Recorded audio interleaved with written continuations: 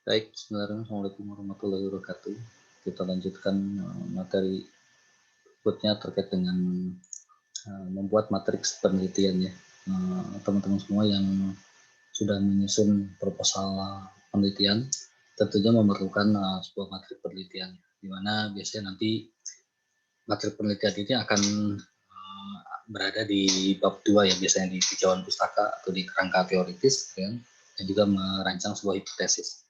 Nah, ada beberapa persyaratan di dalam membuat matriks penelitian tersebut. Di antaranya teman-teman pertama-tama harus sudah mempunyai referensi ya, ataupun kajian literatur dari beberapa jurnal. Jadi disarankan sebaiknya nanti teman-teman punya jurnal, baik itu yang jurnal internasional maupun yang jurnal nasional ya, sehingga itu menjadi bahan dasar dalam membuat sebuah matriks penelitian. Nah, mengapa diperlukan sebuah matriks penelitian gitu ya.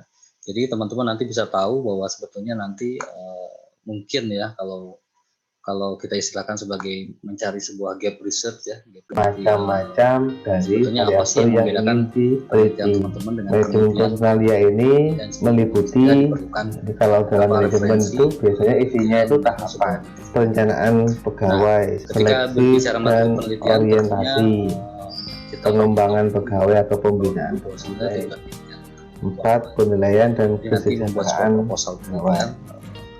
Indikator ini menjabarkan dari setiap subvariabel antara keterkaitan, kemudian 4 subvariabel ini dijadikan sebuah fokus penelitian.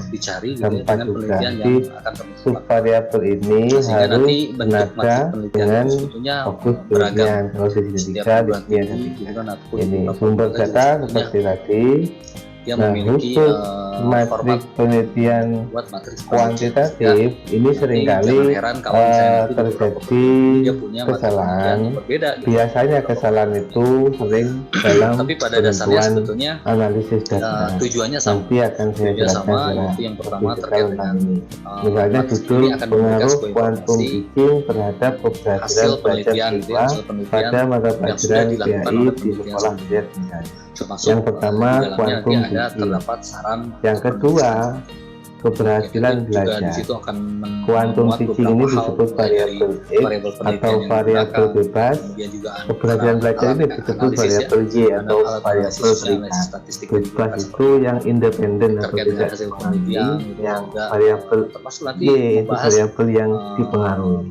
Variabelnya kuantum pitching ini ada 2, sesi konteks dan kita akan bahas ini disesuaikan dengan teori yang akan digunakan. Keberhasilan belajar ada 3, kognitif, afektif, psikomotorik. Ini juga dicek di dalam teori atau buku yang kita gunakan. Sumber data responden banyak sekian dari populasi 100 siswa, kemudian ini responden atau sumber utama memiliki keterkaitan yang cukup nanti yang penelitian yang akan teman-teman lakukan. Beri angket yaitu sebanyak 100. Ketika teman-teman membuat sebuah materi, kemudian kepala sekolah, guru, staf, tidak kerja 2 kali ya, sehingga ini bisa menjadikan sebagai referensi teman-teman. Nah, metode penelitian menggunakan kuantitatif dalam menentukan sampel menggunakan login. Dalam menentukan sampel ini kalian jangan hanya kira-kira atau karena 200 saya ambil 123 ini kira-kira, jangan, karena ini ada pedomannya. Silahkan dipelajari penentuan sampel menggunakan teori Slovin. Setelah kita tentukan jumlah sampel, kemudian pemilihannya di sini menggunakan strategi proporsional random sampling. Nah, ini banyak juga jenisnya, silahkan dipilih. Yang penting kalian tahu alasan mengapa memilih teknik itu. Kemudian metode pengambilan data atau pengumpulan data, observasi, angket, interview, belajar. Nah, yang membedakan dengan kualitatif yaitu pada pengumpulan data yang kedua ini, yaitu menggunakan. Kemudian teknik analisis data di sini menggunakan sequander. Kesalahan yang sering terjadi oleh mahasiswa yaitu pemilihan teknik analisis data ini. Kebanyakan mahasiswa itu hanya sekedar ikut kakak kelasnya yang sudah menyelesaikan dari hasil penelitian, ternyata nanti hasil penelitian misalnya menggunakan C kuadrat, maka dia ikut-ikutan menggunakan C kuadrat, atau menggunakan product moment, kemudian ini lanjutannya kemudian teman-teman juga tambahkan analisis regresinya seperti apa. Bagaimana untuk menentukan rumus analisis data ini? Silakan dipelajari dulu caranya. Yang pertama, pahami dulu jenis data X dan Y-nya. Ada 3 jenis data. Yang pertama, data nominal, data ordinal, data interval, dan rasio.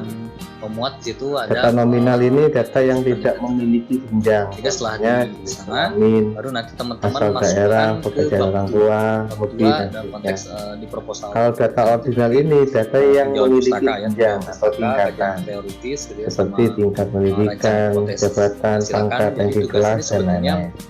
Data interval atau rasio ini data yang berupa angka atau dapat diangkakan, contohnya penghasilan, prestasi belajar, tinggi badan, tingkat kecerdasan, volume penjualan, dan sudah mulai menyicil ya kan dari awal sudah ini variabel X-nya atau variabel bebas, yang ini variabel Y atau variabel terikat.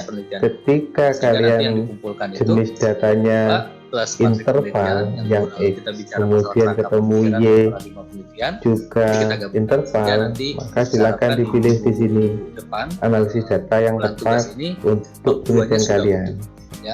Kalau ordinal ketemu ordinal, maka silakan bisa mengerjakan sama-sama. Kalau X-nya nominal kemudian Y-nya interval, kalau ada pertanyaan silakan rumus ini. Untuk lebih detailnya terkait dengan penjelasan masing-masing rumus